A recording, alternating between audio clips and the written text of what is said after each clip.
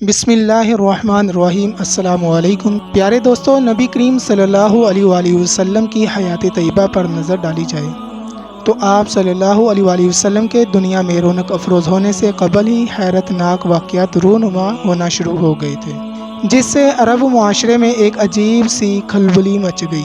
مستند اور صحیح روایاتوں میں سے جو اہم واقعات ہمیں ملتے ہیں ان میں سے چند ایک کا میں ذکر کروں گا۔ پیارے دوستو، حضرت خالد بن معاد ایک تابعی ہیں۔ ان سے روایت ہے کہ ایک مرتبہ کچھ صحابہ نے آپ صلی اللہ علیہ وآلہ وسلم سے دریافت کیا کہ یا رسول اللہ صلی اللہ علیہ وآلہ وسلم، اپنا حال بیان فرمائیے، یعنی آپ صلی اللہ علیہ وسلم کی پیدائش کیوں اور کیسے ہوئی۔ آپ صلی اللہ علیہ وآلہ وسلم نے فرمایا، میں اپنے باپ ابراہیم کی دعا، عیسیٰ علیہ السلام کی بشارت اور اپنی ماں کا خواب ہوں۔ میری ماں نے جب میں ان کے شکم مبارک میں تھا خواب دیکھا کہ ان کے بدن سے ایک نور نکلا ہے جس سے شام کے محل روشن ہو گئے ہیں۔ پیارے دوستوں، مفسرین کرام لکھتے ہیں کہ یہ حضرت ابراہیم علیہ السلام کی آخری دعا تھی جو قبول ہوئی، اور ان کی ذریت سے یعنی کہ نبی پاک صلی اللہ علیہ وآلہ وسلم اسماعیل کی اولاد میں سے تھے جنہوں نے دین اسلام کی اشاعت کی۔ اسی طرح حضرت عیسیٰ علیہ السلام کی بھی پیشن گوئی قرآن حکیم میں آئی ہے، جس میں احمد صلی اللہ علیہ وسلم نامی پیغمبر کے بارے میں کہا گیا۔ اور جب عیسیٰ ابن مریم نے کہا، اے بنی اسرائیل، میں تمہارے پاس خدا کا نبی بن کر آیا ہوں اور مجھ سے پہلے جو تورات آئی ہے میں اس کی تصدیق کرتا ہوں، اور اپنے بعد احمد صلی اللہ علیہ وآلہ وسلم نام کے ایک پیغمبر کی پیش گوئی لے کر آیا ہوں۔ ولادت سے قبل یہود و نصارہ میں آخری نبی کی پیش گوئیاں کی جا رہی تھیں۔ آپ صلی اللہ علیہ وآلہ وسلم سے قبل یہودیوں پر حضرت عیسیٰ علیہ السلام مبعوث ہوئے تھے۔ ان کے دنیا سے اٹھ جانے کے بعد عیسائیوں نے یہ یقین کر لیا تھا کہ اب جو بھی نبی آئے گا وہ ہم میں سے ہی ہوگا، کیونکہ یہودیوں کا خیال تھا کہ نبی ہماری قوم سے آئے گا۔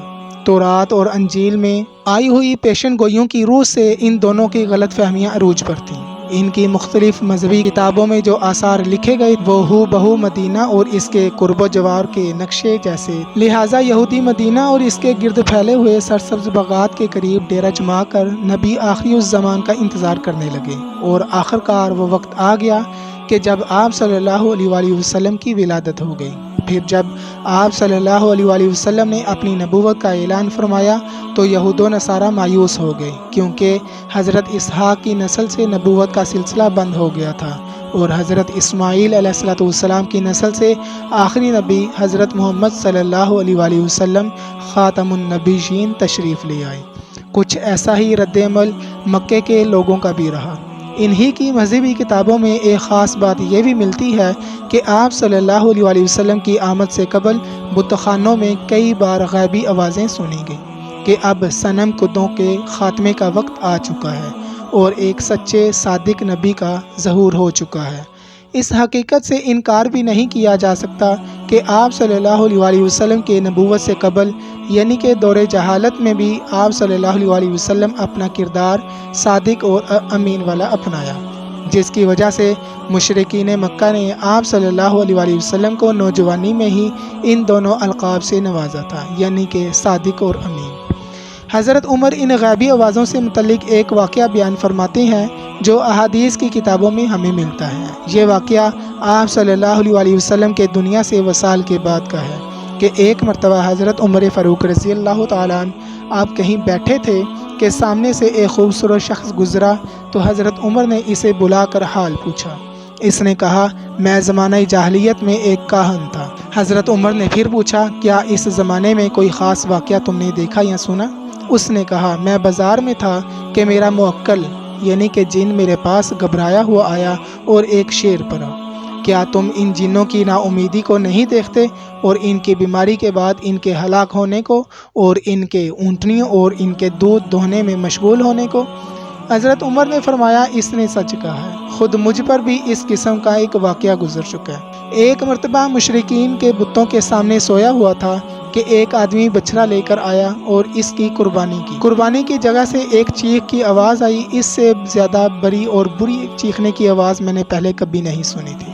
آواز یہ تھی، اے جلیج، ایک فصیح آدمی کہتا ہے کہ اللہ کے سوا کوئی اور اللہ نہیں ہے۔ حضرت عمر کہتے ہیں کہ یہ آواز سن کر سب لوگ جو قریب ہی بیٹھے تھے بھاگ گئے، لیکن میں اپنی جگہ سے نہ ٹلا اور دل میں یہ سوچا کہ حقیقت جان کر ہی یہاں سے ہٹوں گا کہ اچانک دوسری مرتبہ پھر وہی چیخنے کی آواز آئی اور پھر تیسری مرتبہ بھی چیخنے کی آواز سنائی دی۔ اس بات کو ابھی کچھ زیادہ دن نہیں گزرے تھے کہ مکہ میں یہ بات مشہور ہو گئی کہ محمد صلی اللہ علیہ وآلہ وسلم نے اپنی نبوت کا اعلان کر دیا ہے۔ روایاتوں میں آتا ہے کہ آپ صلی اللہ علیہ وآلہ وسلم جس کام میں بھی ہاتھ ڈالتے وہ پورا ہو جاتا تھا۔